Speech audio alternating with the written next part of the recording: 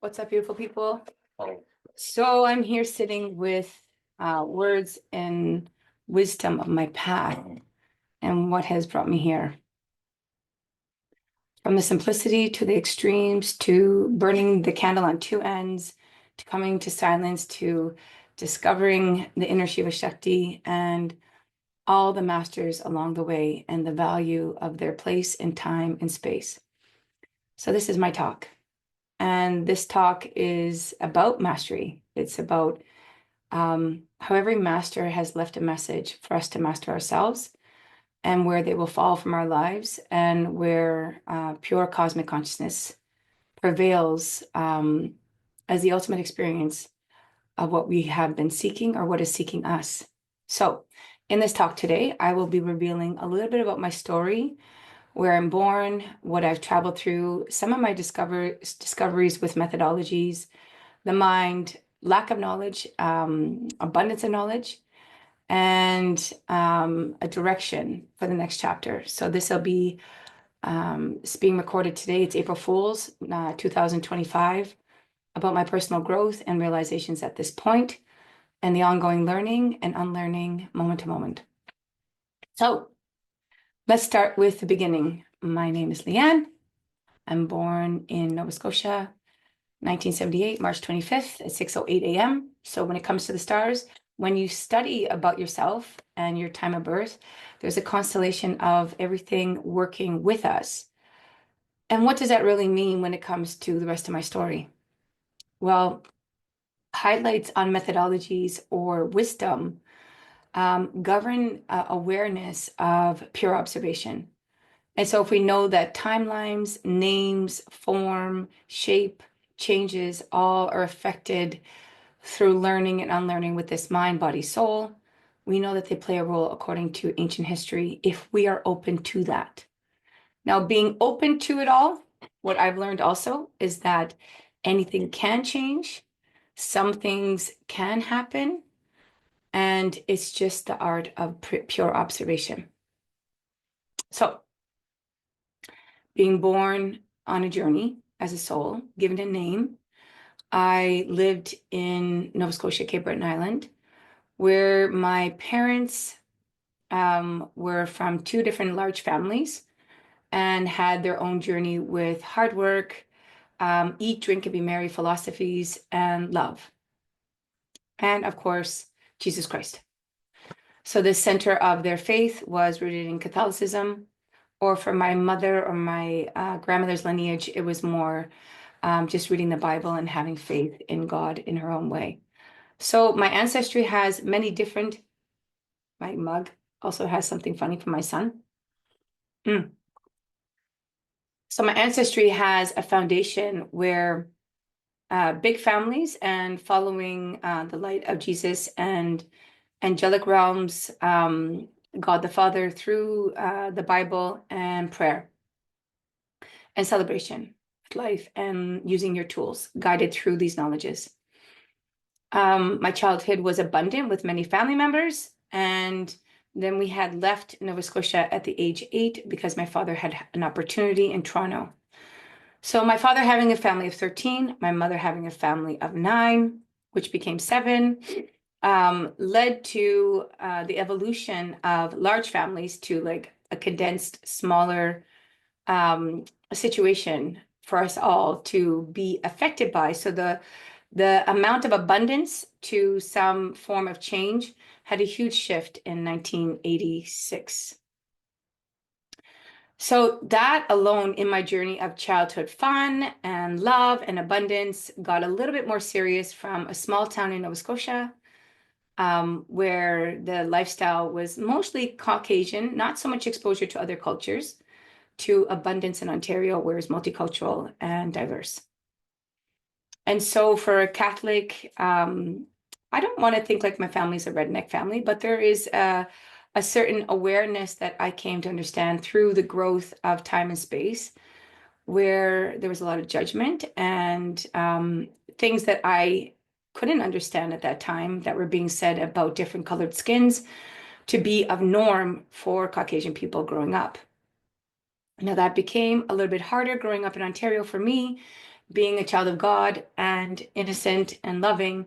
And that separation between Nova Scotia and Ontario also led to a lot more stress and a disconnection for my family and for my father and for my mother.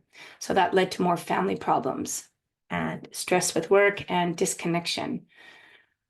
So yeah, so that became the unfolding of some childhood traumas, more trauma when we left Nova Scotia.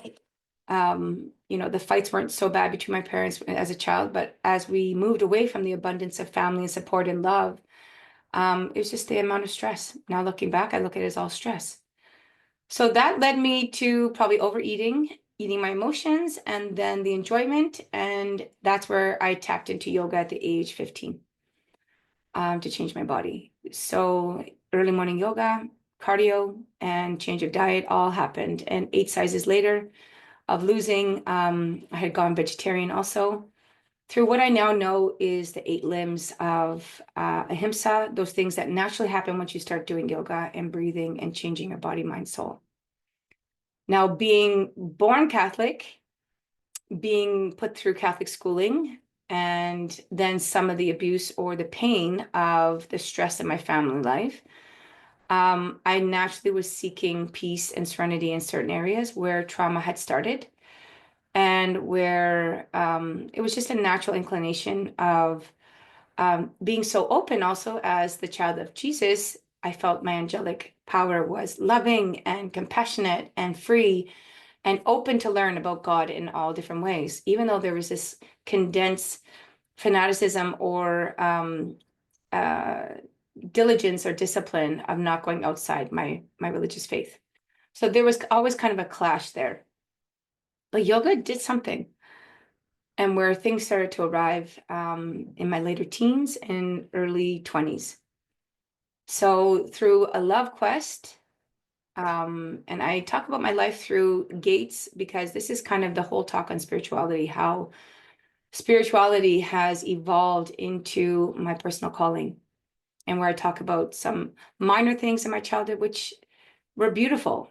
And then young teen, tween to teenager and young adulthood is just a normality of being raised in a Caucasian family in Canada and born and raised Catholic. So a lot of the self-discovery that was happening naturally within me and where I was being called to oneness of the universe and harmony of my spirituality, there was blocks. And a lot of that had to do with parental guidance. A lot of the voices in my head were my parents. So leaving my family at the age of 19 and going on a quest after doing my master's in hairdressing and falling in love with a friend in the other part of Canada, there was a huge shift in 1999 where I had already gone through losing weight, having a connection going vegetarian. A lot of the 8 limbs of yoga now had shifted in my life just by doing the yoga. That nature was working through me, bringing me to the forest, sitting with trees. Even if I was smoking ganja or doing something, it was very little. I was going into more meditative states. There was a huge shift, which I wasn't aware of the knowledge because I was born Catholic. And that's what I've come to talk about, the journey. I've come to talk about how these things transpire and how knowledge reveals itself to you of what you see in yourself or what reveals itself to you throughout the process. And I'm hoping that part of my story will reflect you to the best of what I've had through trials and tribulations and experiencing through my higher self and through the lowest aspects of the darker or the shadow aspects to know how to stay in the heart and how to stay compassionate and how to stay centered in being a good human on this earth. So a lot of the wisdom that had entered my life in 1999 after leaving my family, I started entering into Tibetan Buddhism at age 19. A Buddha was gifted to me from the hair salon that I had left, saying that I was the Buddha in my nature. And so I was tapping into this frequency. And I had my first connection to Tibetan Buddhism at age 18, 19, around that time, where I entered a temple and Amazing Grace was being played while I walked in. So I felt like Jesus was meeting Buddha. When I look back at it now, I'm like, I always remember that song. I always remember that moment. I clearly have stuck and cling to different timelines because of my soul teaching myself and my higher self teaching myself. Is like focus and attention of my consciousness is always dropped in far deeper in those moments for the consciousness to reveal itself to me now that I'm at age 47. So throughout the process of being exposed to this vast wisdom of Tibet and the Buddha, not only the peace of the church, when you enter into a church, you would feel some peace or whatever our mindset is taken into being forced to go, or whether we're going there on our own accord, guided by our parents. I was walking into this temple for the first time with my own direction. So as a teenager and as a young adult, I think that there's a huge shift of what we get guided to and our parents trying to do their best with their stories and how we evolve through our own spiritual awakening. And that's to give it the best of the good and bad of life and the illusions that we're all living in with good and bad. And that's my honor back to my family and to their stories. But this is a story about me, and the story is to reflect you on what is blissed out and what I'm all about. So, working through this beautiful pastime of connecting to Buddhism and the Dalai Lama, I felt immense healing starting to happen in my life, even more than just the yoga. I felt myself watching these Tibetan monks really wanting to move into what they were doing or understanding. It was so natural and it was so still that I felt like I was at home. The color in the room of all the tankas and the paint and the women monks that were in Toronto at that time was life-changing for me to watch women be monks. Now, this was also triggered coming from a very large family of Christians who were having 13 children or 9 children and exposed to going to church every day for, praying and singing and dancing and loving life that way, that there was always an honor to nuns and priests. And so having that connection with Buddhism, I was really always drawn to that beauty of renunciation or dedication. Now, being a hairdresser and being very open to the world of creativity, the best that I could be at those ages, and coming from a family of 5 and whatever attention my mom could give us, this was me growing through these phases of life and discovering, saving my virginity for marriage, some of these basic things that I tried to hold, even though I was drinking and smoking and having fun as a teenager. There were still some fundamentals of good foundation that were installed in me to go on these paths of purity and purification.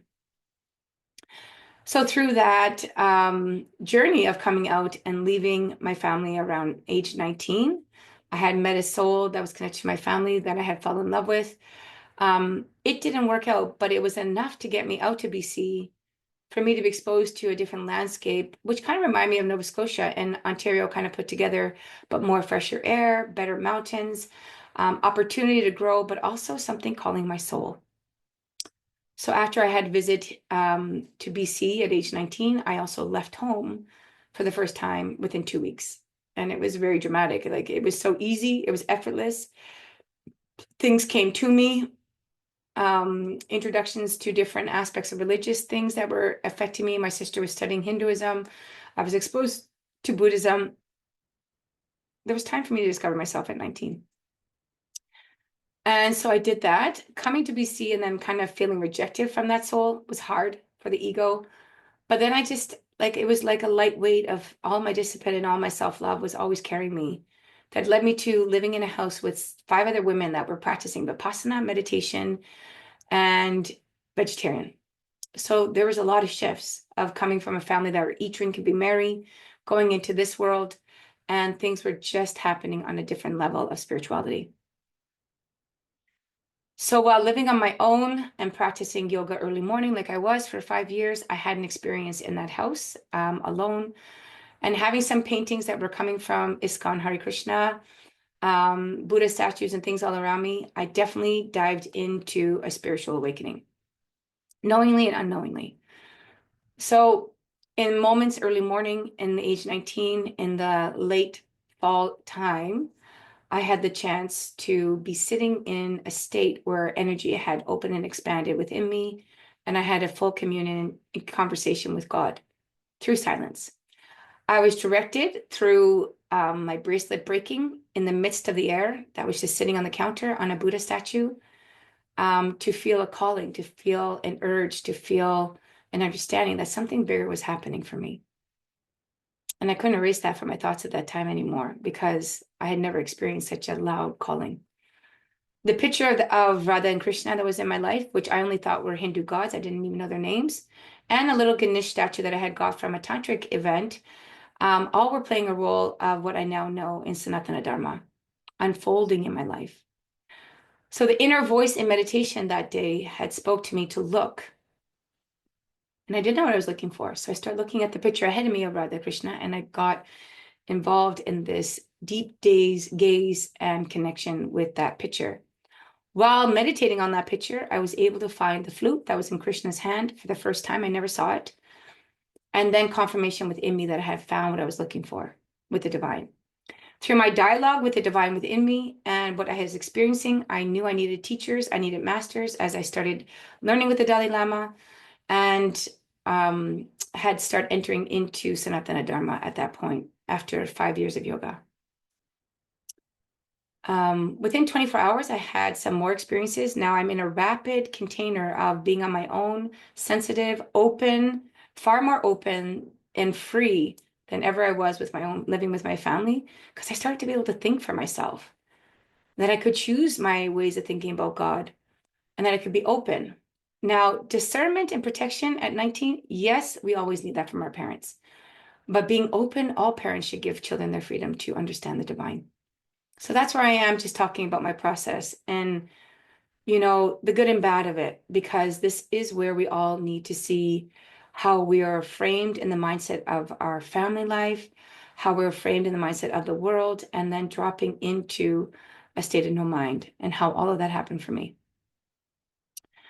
So working through this later in my life, I had run into a couple souls that were coming from ISKCON, Hare Krishna. They smelled like beautiful incense. Now, my awakening, I figured, was one of my first samadhis, also a first Kundalini awakening that day. There was an opening in my energy field, which heightened my senses on very, very high levels, where people walking by me, I always had a sensitive nose to smell, but it increased. And then my orgasmic body. So energetically, I would feel orgasmic. And I was really drawn through this beautiful bliss, not knowing I was actually having these experiences, which many years now of study have revealed this is what you're going through. So while I talk about that, I want to be able to reach people to reflect part of my journey, not to emphasize on every good and bad in my journey, but to get to the point of how to get still and how to be creative with these energies, and how to learn and how to share where I am presently now. So I asked for a teacher. I met a person who was looking for a student the next day. So my synchronicity and my serendipity was there. He was an older man than me, who was very rampant at teaching the Hare Krishna wisdom from Prabhupada that was entered into America in the 1970s.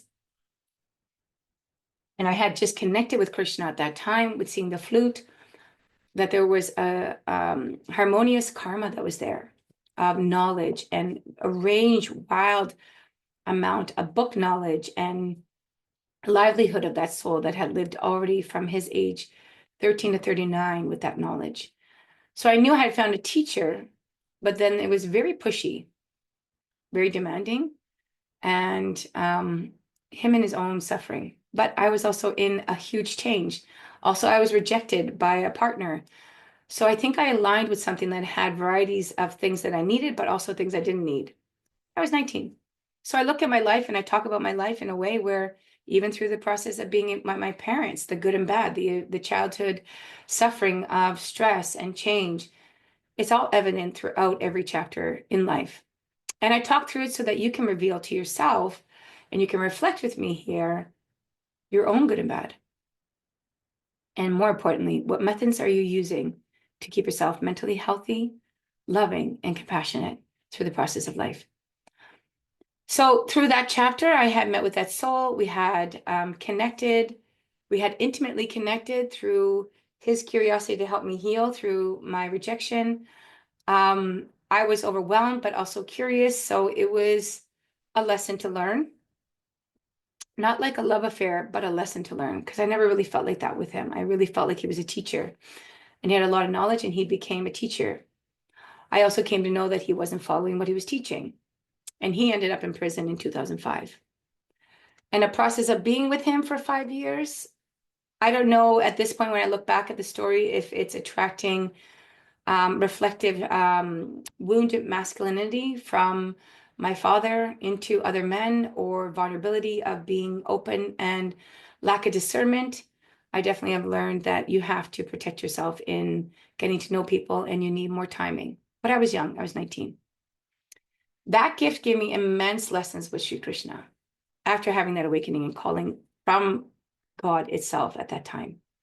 It gave me immense lessons, which were not easy pills to swallow, which I don't recommend for anybody to go through in relationship wise, because the focus on vulnerability in a spiritual awakening should be alone, should be deep, and should be reverent towards the divine itself. Well, that gets strong. Yes, relationships are secondary. So that was the lesson I had to learn. And that was a great lesson where it led me into anger. It led me into what God really is. What are we really in? And what is the meaning of peace and happiness? What is the meaning of real love, and how to be held on deeper levels? So looking through this conversation and presenting Blissed Out to you is, what were all the therapies that helped me to understand stillness? What were all the modalities that entered my life? And then what was oneness? Because being born in one religion and then being exposed to love in so many facets where God is in all things, in all religions, I came to find that mirror reflection through those chapters. And knowing my calling for a universal unity of God through what Jesus calls God the Father, that was revealed to me through these chapters. And now at the age 47 and 30 some years of several types of meditations and many gurus and aha moments, and then sitting in stillness for years, I came to have a greater understanding of this cosmic energy of Lord Shiva and Shakti, Shiva and Shakti's essence of cosmic union, cosmic energy. So going back to after being revealed to this wisdom in the Hare Krishna Sampradayas and Vaishnava Sampradayas, the broken parts of my journey led me to always having Krishna there, but frustration and anger, because the people that I was with were actually not following the rules. They were not disciplined. They were not in those beautiful practices that I was seeking so diligently to participate with. And because they weren't, there was violation that was done by those men. There was violation done to my life. And that man that was with me as my teacher ended up being the father of my children, and then going to prison in 2005, incarcerated for 20 years sentence. So a lot of my purity and my teachers and the men in my life were very wounded men that I had to go back through and at this age really recognize, how to hold space for wounded masculine and femininity, but to understand how to have discernment in association. And then even that understanding of being love and the beauty of the divine in me that's evolved through many samadhis, many levels of enlightenment, and sharing energy with many, many masters. It's living for the moments, it's being here now, and trusting that if God's not judging us, at what level can we focus on that beautiful light to transform other people's lives? But they got to do the work, and I have to do the work.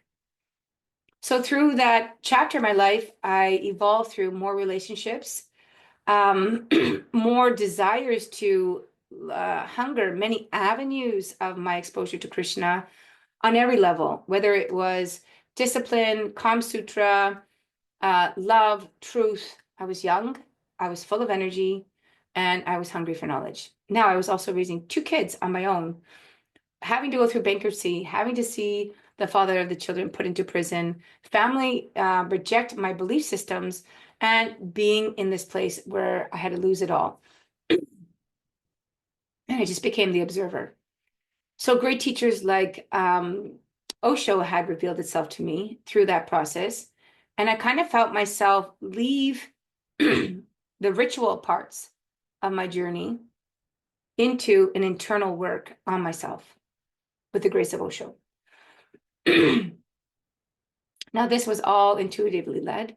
This was me seeing a vision of Osho coming out of a friend's body in front of me. My third eye had already opened. So I was like seeing things beyond time and space and sensitive to spirit. So that was a spirit that had come through for me. And then I started having connections with other souls through love and through connection and through learning where they had been studying with Osho. So Osho just kept rapidly showing up because I had gone through so much, and I talk about being born Christian and having a great gift with Jesus, but having the problems with family life, the pain, the childhood abuse, all those things, how I was visually looking at God and how I was living with this inner connection or disconnection. I have definitely been in a huge amount of learning, and then letting go and then trusting.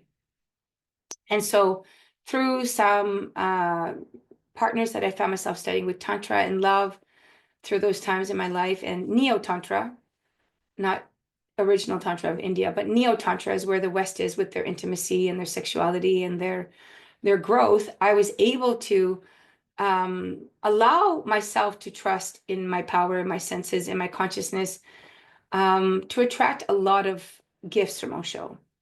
And then with my previous gurus, where there had been troubles or interruptions, I always was longing for a full life, like I was in Hare Krishna or with my guru Narayan Maharaj. I was always longing to be with those masters and learn and go deeper into the Sanatana Dharma. So I found myself taking Neo Sannyas with Osho in 2011, after I had taken Diksha in 2003 with my gurus from Vrindavan.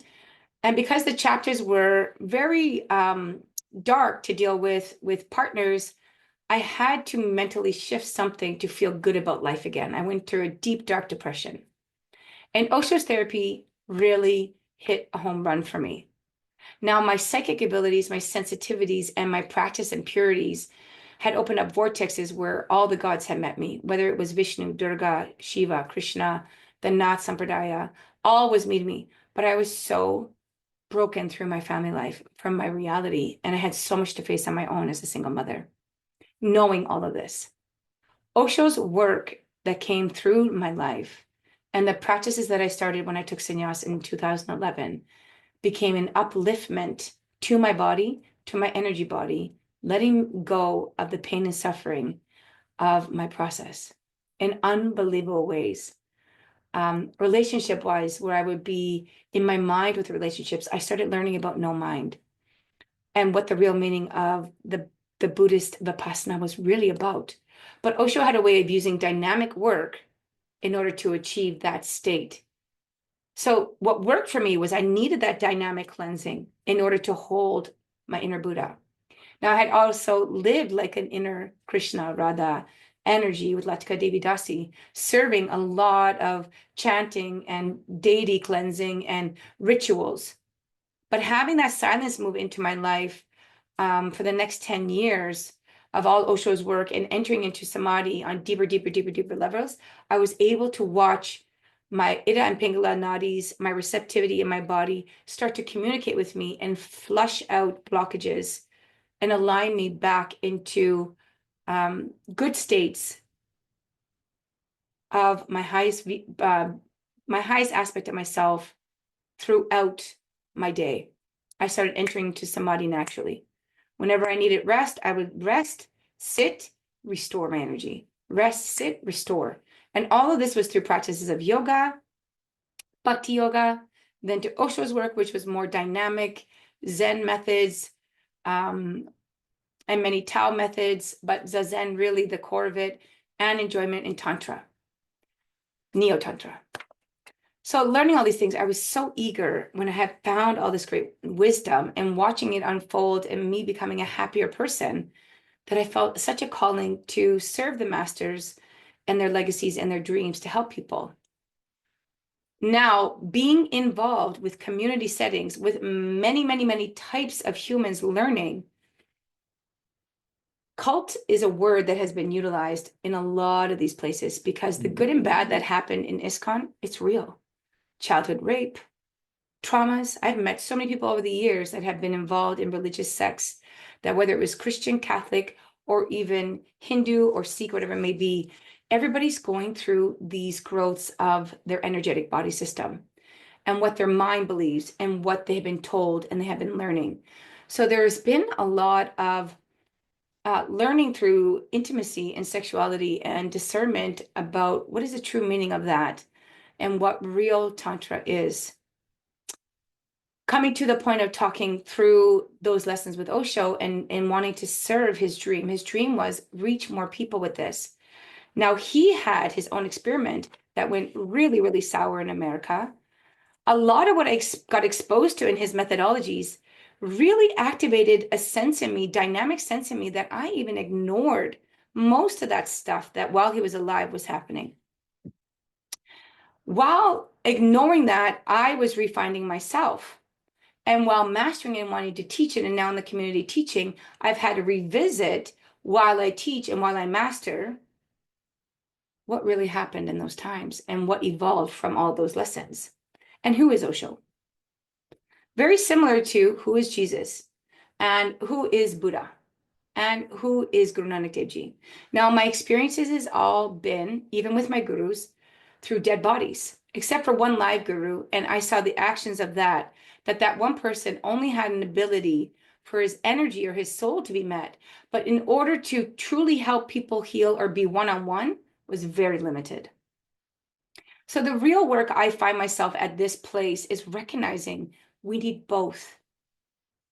We need a really good example as we grow and learn, which is not just experimental. A huge part of what I saw, even through doing Osho's work, helped change me significantly.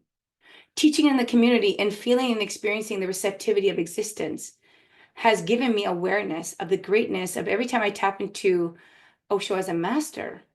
He said, what am I dissolved in? Which is most important. Now, the attachment to him as a physical being or his human story or what went wrong on his experimental states has been really hard for me to balance, knowing what I went through with human beings. And having that balance between the divine God energy and how to be a good human. So this is why I've been processing all my teachings and how to evolve myself and be a leader in consciousness is the chapter that I'm in now and what I've evolved through observing the balance of the reality and spirituality. And what does that mean if you have an awakening? One is the willingness to hold space, allowing the current and the flow of existence that's moving through us and bliss of Satchit Ananda to reflect others, to help people to see that for themselves through methodologies that scientifically have been created with good results that I have experienced, and not to share borrowed truth. Now, those are really great words that were used by my masters. But what takes us to be great masters of ourselves and to be good reflections as humans is masters transcend, transform, and come to enliven us at times where we're weak, where we see them on a spiritual level. But even their own story has gone through a crucifixion or a resurrection, which we all face with suffering of this illusionary aspect of life. So seeing all that at this point, and kind of knowing all the good and bad of all my masters is, what am I relying on and what have I transcended into or through at this point to share with you as an observer, as a student, and one who's in their practice of mastery? Is when we're never perfect. It's never going to be perfect, but not to ignore the disciplines, the dharma, the behaviors, and the qualities that it takes to lead something in a profound way. In yoga, we call it the 8 limbs. The 8 limbs are enough to help protect us to evolve into a state of samadhi where we pass on generational goodness, not generational wounding. And holding that torchlight as a warrior of light takes guts. And I've seen all that work by my masters. Like I listened to the words and like they had such a huge effect on me, helping me to be a master, helping me to cultivate, helping me to really show up authentically and hopefully leave a good lasting impression versus pain or suffering to somebody's life that would only put them back on the path and not forward in their evolution of consciousness. So those are the changes in the shifts that I'm making for myself is what am I presenting? What have I realized? So doing bhakti yoga, doing yoga, working with Kama Sutra and Tantra, meaning our divine power. I've learned that this body is governed by two aspects through cosmic energy of Shiva and Shakti. Embodying them, being sensitive to seeing them within, meditation has shown me those nadis and the wisdom of yoga that flow through me, but that need a deep purity to evolve through their divine power of awakening to continue to serve this enlightenment state for the betterment of humanity. Now, this has been practiced by great Buddhas. This has been practiced by great Mahatmas. This has been practiced by great saints, great archangels, great multi-dimensions of this cosmic creation through us all, being human. But I have found my master key. A lot of what I was going through in my sannyas with Osho, he'd always talk about the master keys. And once we have one, we have the ability to share it. So if you don't have something to share, you can't give it to anybody. And the discernment of holding that and valuing it as a woman, embodying these energies and being humble through the pain and glory of the process takes guts. What I'm presenting is knowledge of what was revealed to me, even by being with all the masters, that I had deep inside of what I was creating naturally through names that were given to me, through vibrations that have been lineages of my soul coming back into creativity to see, and really understanding, wow, this is a part of my wholeness. Names, consciousness, divine lila, divine pain, moving into transcendence. And if I have what it takes to continue on the path of non-harm, non-duality, and love. Having to face the good and bad of my masters has not been easy. Having to face that there could have been sexual abuse, trauma, things that I thought through dead people that met me on a spiritual level was healing me. But while they were alive, there were many victims through their experiments. How do I see through that at this point is the vibration of love that God has awakened in me to be and to present to you to reflect. So my story starts in Nova Scotia as a child with no name. One of the greatest things I learned from Osho was going back to that, seeing the evolution of what is the mind and everything that has been shared with me, having the calling, a direct awakening at 19 in my first samadhi, listening to life and watching the people either live this pure, beautiful knowledge or fall on their path because of their own attachments to their pain and wounds. And then one step higher, having compassion for even my enemies, which Jesus taught me. So this is what takes guts. Showing up in the world as a single mom who had the ability to raise two beautiful sons that were gifts of the divine and give them the same freedom. And taking all of the best from every part of this and expecting miracles. So I leave this message today and I offer this message to myself and to the people that will meet with me, because that's what you get with me, is an opportunity to mirror your best possible version through tools of transformation that actually help me to find my best possible version of me, to have discernment for good and bad, and to listen to that, and to be strong, and to move forward. To own your power of your masculine, your feminine, and to celebrate with those that want to walk the path in their best possible version, that don't want to harm, that are just willing to come together with the we vision of unity in the time and space that we have here and now for your unique experience of yourself.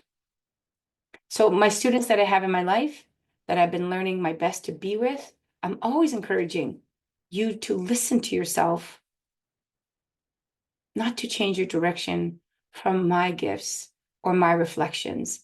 Or if you're absorbing into my work in order to help your work, is remember to see yourself, to love yourself, to love your moments in your creativity, and to expect abundance of great things in your life. But that also means taking care of what you have, not just the riches of the world, but the little things, is being present with God. So my evolution that I've come through in these great parts of my journey, in my discovery, in my first samadhi, and seeing that flute or hearing that gift of Shri Krishna, was sitting in meditation 4 years ago and getting a trishul that you can see on the side of this computer from Lord Shiva. And how did that complete my journey of liberation and understanding? I was able to be guided to know that the universal cosmic consciousness is what I'm waiting for existence to dispel through my body and my mind and my soul. And at what extent that it will awaken through my kundalini. And I have found my final master key that I always could smell that fragrance of Shivaji. And every time I connected to Shivaji, I knew something there. And I would always see the snowfall in the winter and think of Shiva. But I never really connected until I dived deeply the last 4 years to see that is my consciousness. And the Shakti is my power. So that's my last impression of this process of awakening. And that's my legacy that I'm leaving. Shiva Shakti Yoga, Shiva Shakti Reiki, Shiva Shakti Music, and Shiva Shakti Yantra Tantra Mantra. The work that I want to leave and that I want to compile now, after leaving all of those methods years ago, is reflecting them with the knowledge of what it was like to go alone without them within, but then the celebration of reflecting their divine power to help and serve the change of consciousness on the earth. So that's the blessings that I have blissed out. And then all of the marketing and material work that I've done in this earth to be attentive to work as worship, a labor of love, and to be a part of human to human, heart to heart, seeing the divine, laughing with the divine, loving with the divine, where the universe is singing a song that I learned from Osho. So with all my masters and my lineages and merging into the Shiva Shakti, my final master key is knowing this was what I was waiting for, to see it all connect. And the beauty of all connected to this vast, powerful consciousness of what I am and what you are. If this resonates with you, feel free to direct message me. This is my message out to the world, a little bit of my story, a whole lot of experiencing of good and bad that has so many more details that I don't want to reflect upon, but I want to leave a lasting impression of what do you enter when you enter into meditation or yoga or chakra healing or Reiki, is an opportunity to awake your kundalini in a pure way, to find people in a communal sense, communal sense, by finding yourself and trusting that you can spread your wings and fly with the power of Shakti to create anything possible for what you dream. It's your girl, Leanne. Get blissed out. More to come soon. Namaste. Har Har Mahadev.